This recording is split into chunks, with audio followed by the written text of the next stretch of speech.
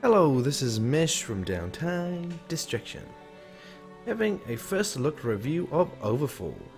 So before we get started with this, we just want to define our first look reviews in a different category than a full review by these few caveats. Unless we can tick all three, it's a first look review.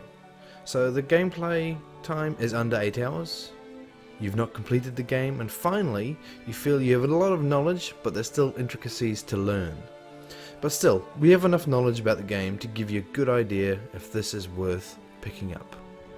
So let's jump in and have a look at some gameplay. Okay, so here we are in the game. So as you can see, this is a turn-based RPG title brought to us by Para Games. So what we're trying to achieve here is we're trying to level up and get strong enough and gain more heroes to follow you before the Vaughn take over the world. So what are the Vaughn? So the story goes that the two main heroes were sent by the king through a portal to steal the disc. They managed to steal a disc, and when they came back they brought the hordes of the Vaughn with them. So you now must run around leveling up your character, getting strong enough, gaining reputations to be able to defeat them in time. So let me just go over the interface and let's have a look at the combat system. Then I'll give you my final thoughts on gameplay, graphics and audio. Okay, so let's have a quick look at all the facets on this interface here. So we have a currency system up here. So there's 4 different currencies. There's frag, which can be used to upgrade weapons and also purchase food. There is dust, which can be used to upgrade your skills of your characters, heroes. There's runes, which can be used to restore life to someone that's died, your 2 main heroes, and it can be used to hire a new hero. And food, which is in essence gives health back to your heroes. So these are the reputations here. So you have multiple. You have dwarves, elves, orcs, goblins, hollow, and forsaken. So you need to level these to start unlocking these characters. So you see I've got the goblins up here, so that's enabled me to actually unlock this guy. And this bar here it's the indicator of what the Vaughn are doing. So as you can see, this increases as time goes on. So you must keep that in mind, that this is a finite game that will only last a certain amount of time. It's mentioned by the developer, it's 3 to 5 hours of gameplay time. But that doesn't mean you can't replay it, because there's a lot of replayability in it. So these are my heroes I have here, and there's some stats here, but really that's kind of the basic stats, which you can go over yourself. It's just simple stuff there. Okay, so just before we get into the combat screen, let's just show you how you actually progress around here. So these are the islands you need to go to, and each one has its own reputation on it. So you can choose which one you're going to follow. So do you go with the hollows or the goblins? So you kind of fly around, well, sail around I should say. These ones on fire are actually being attacked by the Vaughn, so you don't want to go there. So you could go here and choose to help the hollow and gain reputation with them. Not all islands will give you reputation. Some will just have a fight where you get a reward. Some will just be a story. So there's many different things that you're going to experience going from these levels. Islands I should say. And you can also run into the ships, which is the same as an island. It'll either give you a quest or a fight, or maybe there's a trader. So there's a lot of little things going on here. There's a pirate there, which they'll give you quests. So let's jump into an island and have a look at some combat. This is before the combat starts. Now these are the 3 characters I'm controlling. These 2 have decided to help me, and we're battling the undead. So let's attack. So as you can see here, this is the order of turns, and you have the hexes on the ground, which indicates where you can move to. 3 different phases. We have the movement phase, so let's just move. Every character behaves differently. Some will move more, depends on how they're built and how you buff them. And after the movement phase, you have the utility phase. So with this character, the kind of the warrior or the fighter, he has a few things where he could buff himself. He can immobilize and disarm an enemy, or he can, I guess, add vulnerable, which is going to remove a buff, and add applies vulnerable. So I'll buff myself, and then the last phase you have is the attack phase. So obviously, as it says, it's where you attack. He's not a ranged class, so he can't actually attack anyone at the moment, so I'll just skip that phase for now and let these guys have their turn. They're actually already pretty damaged. So there's multiple classes. I think there's 9 that I can see at the moment. I don't know if that'll increase over time. And there's also other ones that you can pick up in game to add to your team. So this guy here, he is I think it's a ritualist. Oh no, witch doctor. So he is who I've hired to help me out. So he's got an interesting ability. He can run around and heal as he runs. So I'll get him to run over there. You chucked her a heal there. Okay, and go to his other phase. I'm still trying to get used to this guy.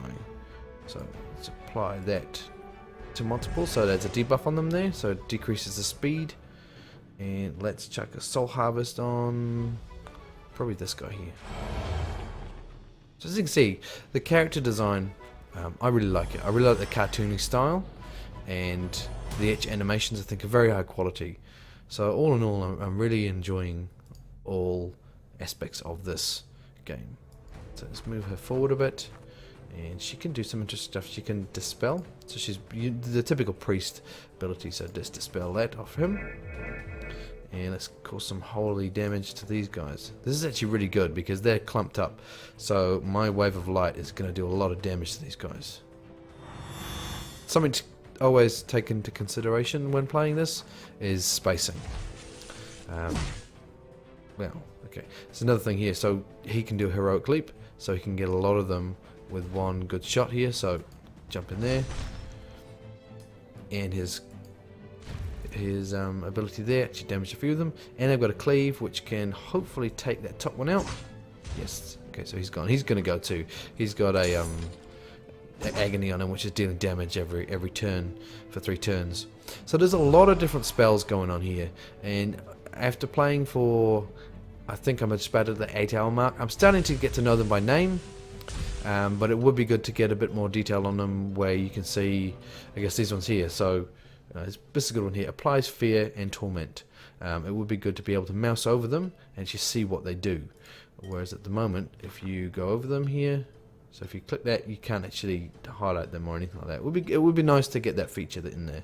That's one thing I'd mention. Okay, so I can deal damage to him and take some. Oh no, I can heal her and take some of her damage. There we go. It's a bit of a swap there. And let's just get rid of this guy before, because she's got a lot of stacks on her. Hopefully she doesn't die. So I'm not controlling this guy, I'm not controlling this guy. So they're just helping me out. Most of the time you wouldn't have someone like this. Most of the time you just get your 2 main heroes and whoever else you've hired. So I'll skip the movement phase for her and just try and get some health going. And I've also got another heal. Oh, they're locked. They locked that. So a lot of the abilities you're doing on them can lock out phases. So it can be quite tactical. So let's move him just down here so he can take it. Yeah. So this will lock out. I'll show you here. Sorry. Oh no, I can't incapacitate because he's their last character alive. So he's got enrage, which means he's immune to a whole lot of stuff. I don't know if that's too powerful. Generally, you think it's kind of a balancing thing, but I've seen it where you're got 2 characters on their last legs, and one of their characters full health, and that pops up, and it's quite tricky to deal with. So I wonder if I can finish him off with an execute. Yes, I can. Okay. So and then it kind of takes you to the story of, you know, saying thanks or whatever the situation is, and they provide you some currency, and also here you get a bit of experience. It's not always the same. It's quite random. So this is actually quite a negative one. So I don't know what the logic is. Sometimes it's positive, sometimes negative.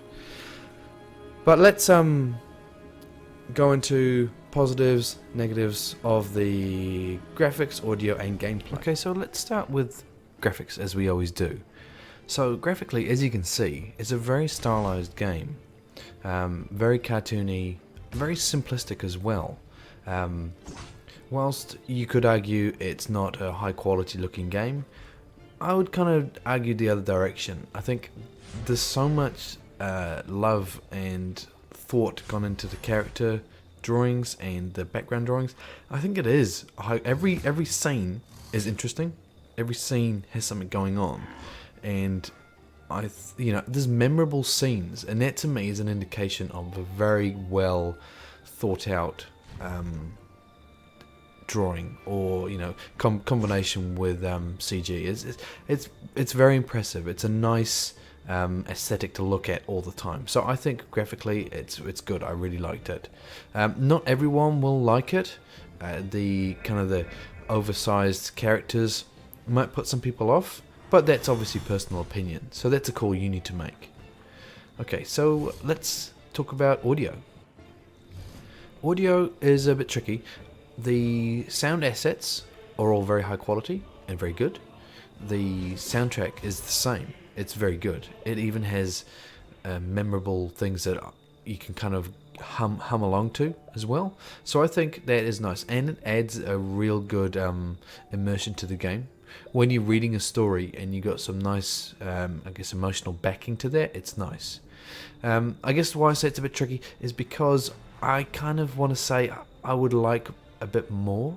Like the initial voiceover to the story is very good at the start, and I kind of want to say I would like more voiceover in it. But in saying that, it's kind of nice to read the text in your own time as well. That you can read the story and make a decision, and it's not a rush. I find a lot of games rush when you're trying to read text, but this game it doesn't. It's at your own pace, so you can really think about the decision and think about the conversation that you're having, which is nice. But yeah, it's part of me saying I would like that to be actually have a voice talent communicate those with me, but that's a lot of work. I mean, that will be a lot of different characters and actors you need to do that, but that will be to the next level that I would like to see that. But for me, I was saying this is very good, but that's just a personal preference that I have. Okay, and let's talk about gameplay. Okay, so let's tackle gameplay. Now, the thing is with this is I'm not normally into RPG strategy turn-based games, so the fact that I am hooked on this game is really a testament to how good this game is. Probably the driving force behind that would be the stories that are in this game. So I could compare it to Fallout, where you're traveling along the main storyline and then every now and again there'll be a side story. And those side stories are so memorable, and this has the same. It is so well written that you want to know what happens. Combine that with the combat system, which is a lot of fun by itself, but you add the depth of the classes. So at the moment there's 3 classes that I can unlock, but there are 9 to choose from. So I don't know when they're going to unlock in the future, but you add 9 into the mix. Then you add the fact that you could choose multiple weapons per class, and each weapon has a different ability. On top of that, you have different skills to choose from and different trinkets for buffs. So that in itself is huge. And then you have upgrades as well, and you have all the unlockable characters which you can hire to follow along with you. So there's a lot in here. It is single player only, so if you're after multiplayer turn-based combat, this isn't for you. I'm not sure if they're going to look at that in the future. I would like to see something like that, because I think the combat is so good and it's so rich that it would be nice to have that multiplayer versus mode, but who knows if that'll ever come. Also, another big factor to this game is it has story mode. So that's a complete different part of the game. On the main menu, you choose story mode and you can build your own stories. So they're going to be available on the Steam Workshop too. So that is going to add, if you play this game for hours and hours and hours, find every story, complete it, and then go to the Steam Workshop and find some other stories from there. That's awesome. So there's going to be hopefully a big community behind this game making stories, which will be nice because there's a lot of fantastic story writers out there. So good way to get your stories out, I guess. But yeah, I'll wrap it up here and just say very impressed with this title. If you're interested in this type of game, I think you should check it out. If you're not interested, I still think you probably have a look. and try to keep an eye out for the Steam sale, because as I said, I'm not normally interested in this genre and it really hooked me. So give me a like if you like this video, give me some suggestions below, let me know what your thoughts on the game, and subscribe, it really helps us out going forward. And we'll see you next time.